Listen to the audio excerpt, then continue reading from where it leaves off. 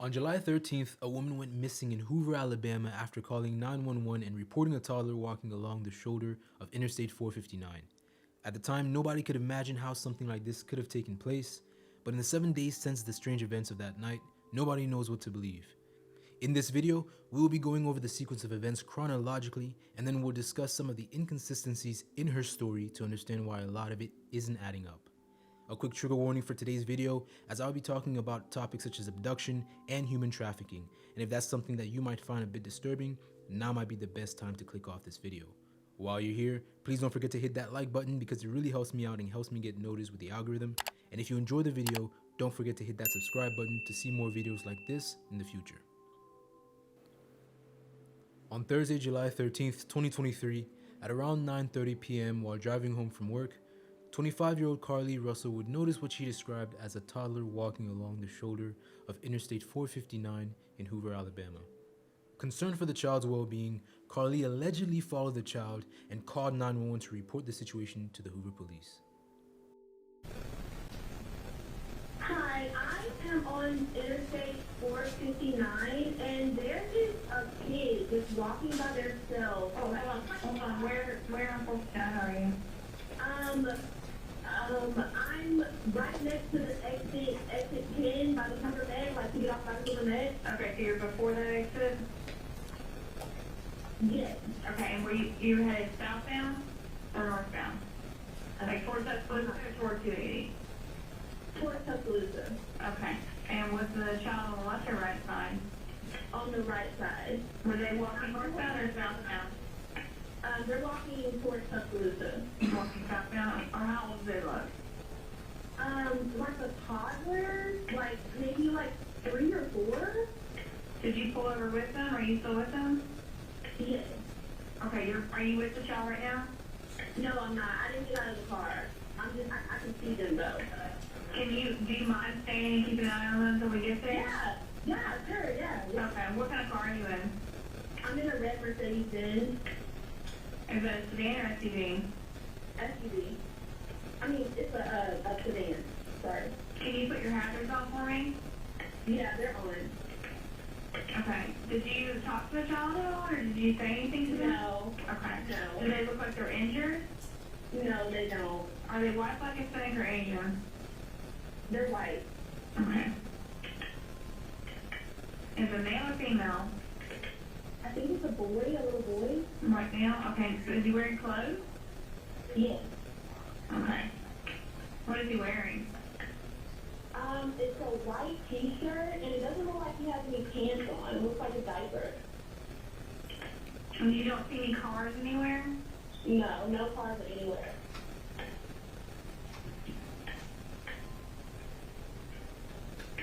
Okay. All right. What's your name? My name is Carlee Russell. And you don't see any injuries on the child from where you're at, correct? No, but I can't really see them that good. Okay, try to keep an eye on them for the best that you can, because I don't want you to lose track of them. Okay. Alright, and do they have shoes on? No. Shoes? Not that I can see. I can't really see that. Look. Okay. Alright, I've got them on the way, okay? Just try to keep an eye on them, but the officers are on the way, okay? Okay, thanks. Thank you. Okay, bye. During the 911 call, Carlee did provide some information that we will break down later, but notably she stated that she saw a child walking southbound towards Tuscaloosa, that she believed the child was between 3 to 4 years old. When asked if she was pulled over, she stated yes, but when asked if she was with the child, she stated no. I didn't get out of the car, but I can see them though. She would also give further details about the child, stating that she believed the child was white and that it was a young boy. And lastly, she would state that she couldn't see any cars in the area, which would be a big point of contention down the line. After calling the police, Carlee allegedly also called a family member to report the same details she had stated to the police before apparently disappearing.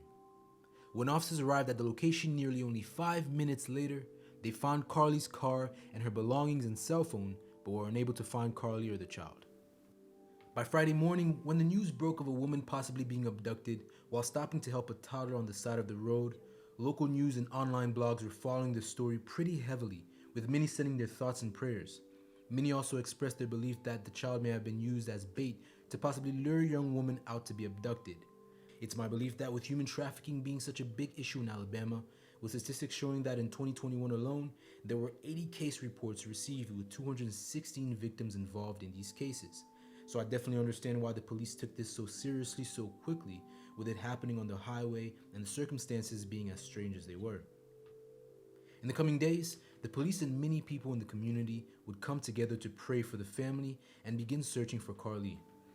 There was a multi-stage search effort, and even parents of other kidnapping victims came out to help the family in their time of need. Notably, Angela Harris, the mother of Ania Blanchard, a young woman who was kidnapped and murdered in 2019 in East Alabama.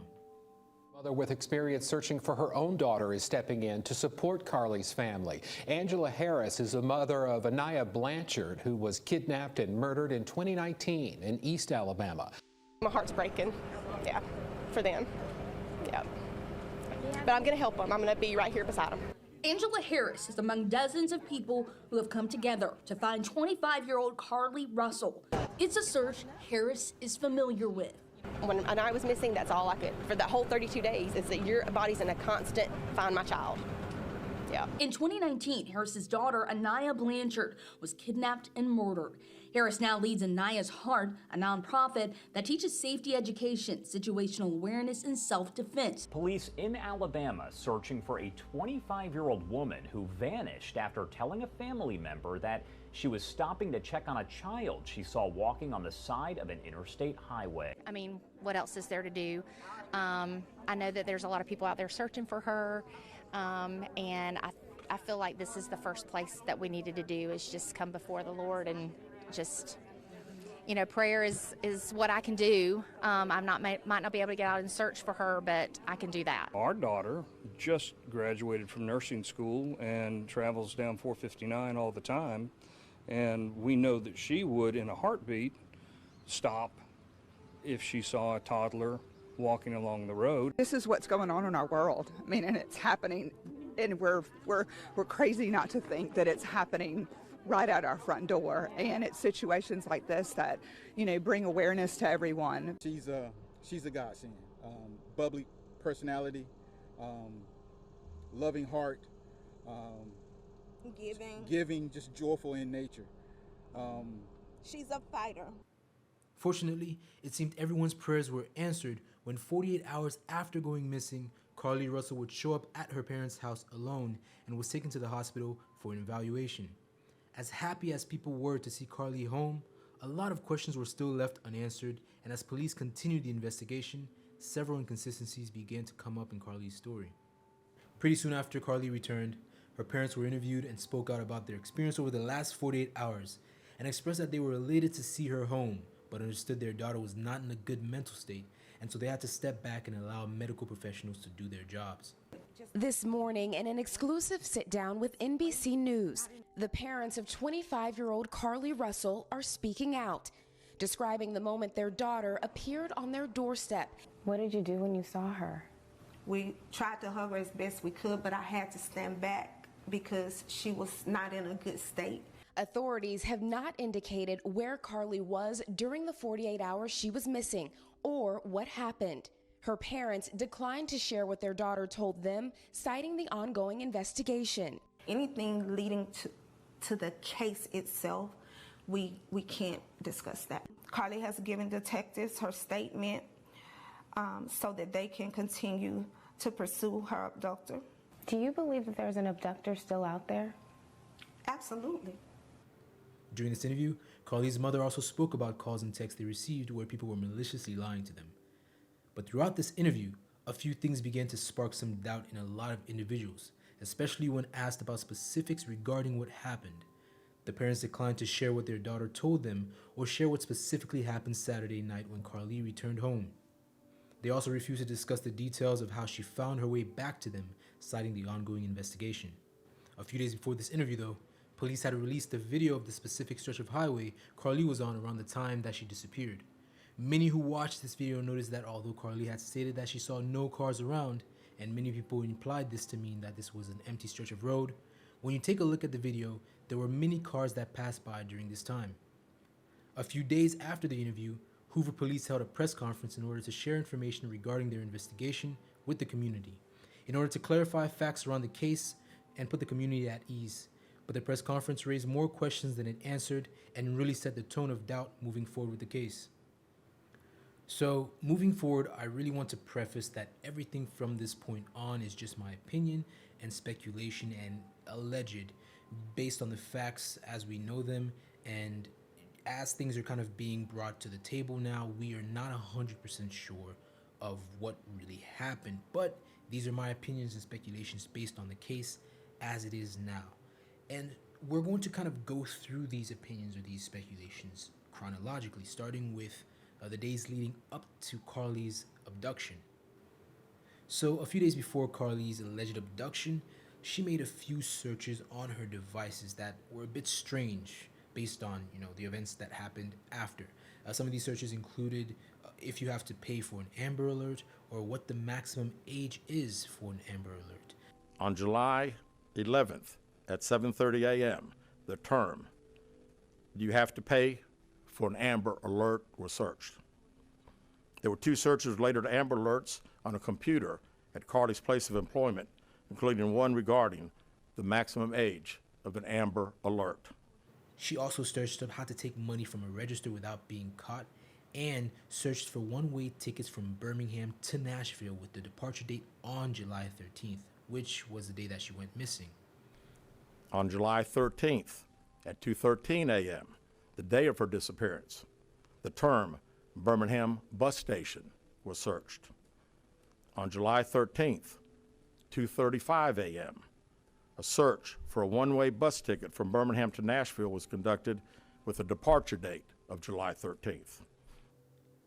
So, giving her the benefit of the doubt here, I don't know if the Amber Alert searches by themselves are weird.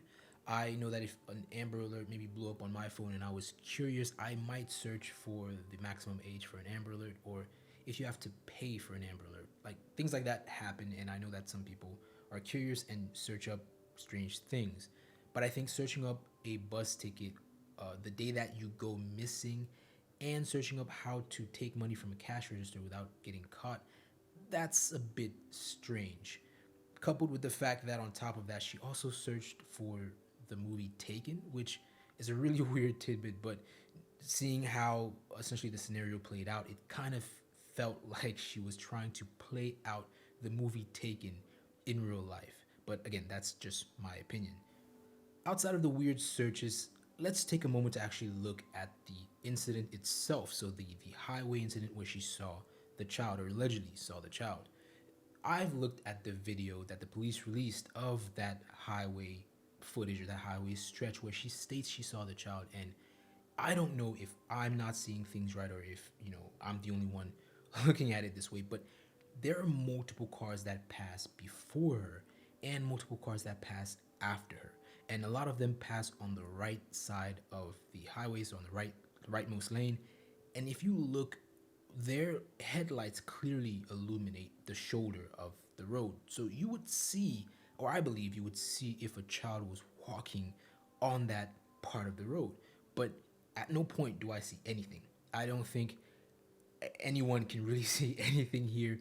And it's even worse that the police stated during the time that she was on the phone stating that she was following the child, she was traversing essentially 600 yards. So the distance she traveled during that time was 600 yards, which is 6 football fields. Now, I don't know if she was chasing baby Mbappe or Le Maître. I don't know what kind of baby she was chasing, but it has to be a fast little baby, because it's just practically impossible for this to be real.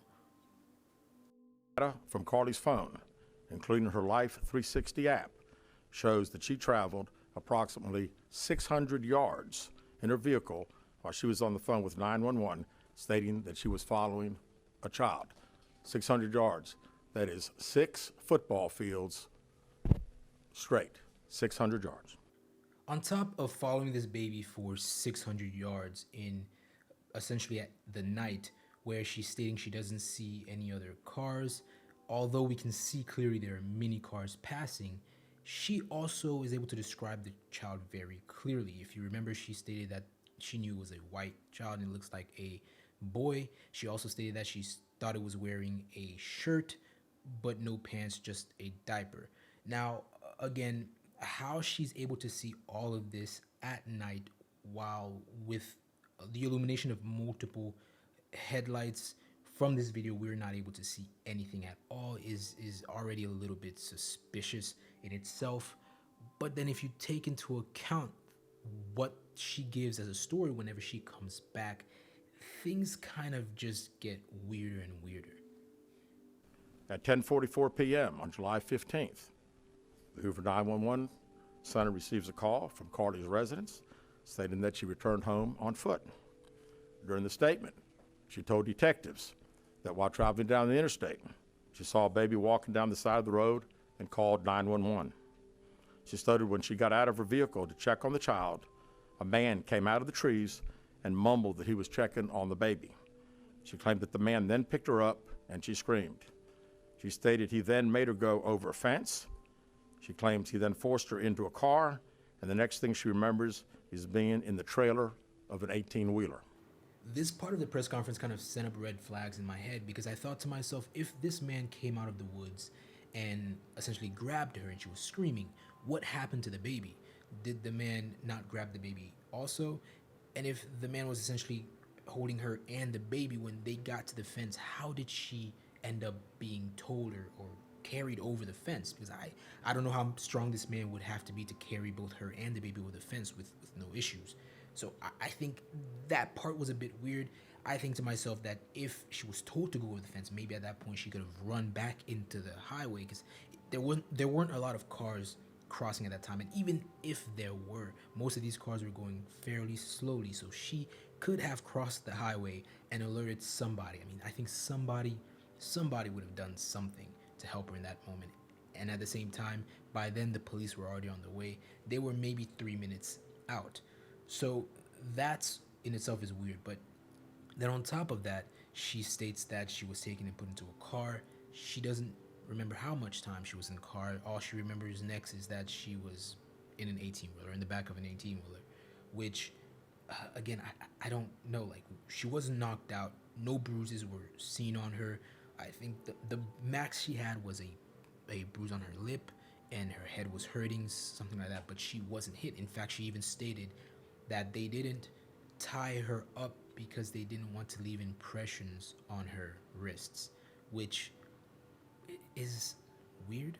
It's very strange. These have to be some of the nicest abductors I've ever heard before. At this point, investigators have really just pivoted away from searching for a young baby and an abductor to trying to understand what really happened to Carlee. And as the chief police officer said, there really isn't anything anyone can do until Carlee speaks out and gives more information on what really happened that night. As for Carlee herself, recently it's been stated that she's been fired from her job, so the workplace has made an announcement saying that she's no longer working there.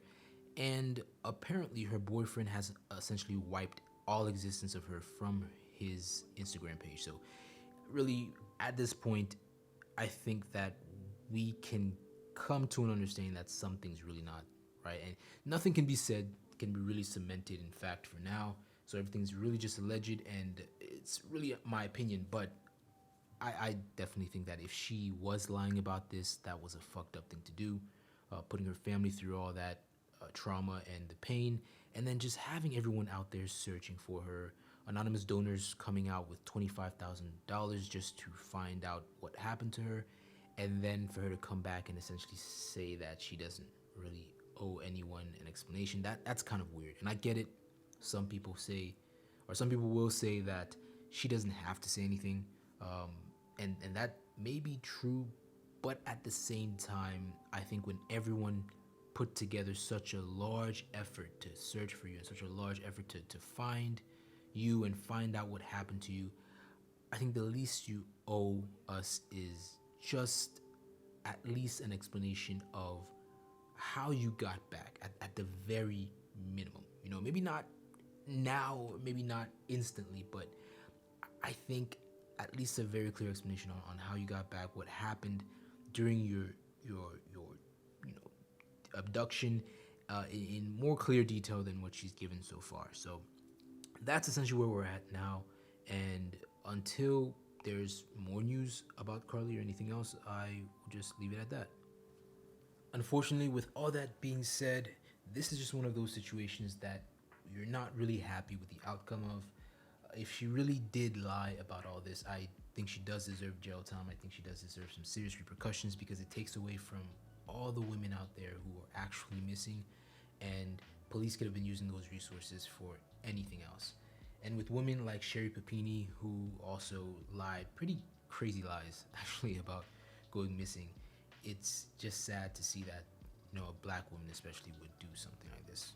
To all of you who made it to the end of the video, thank you, I really appreciate it.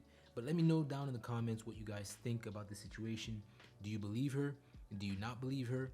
Do you think that she should get jail time or any type of repercussions for what she's done?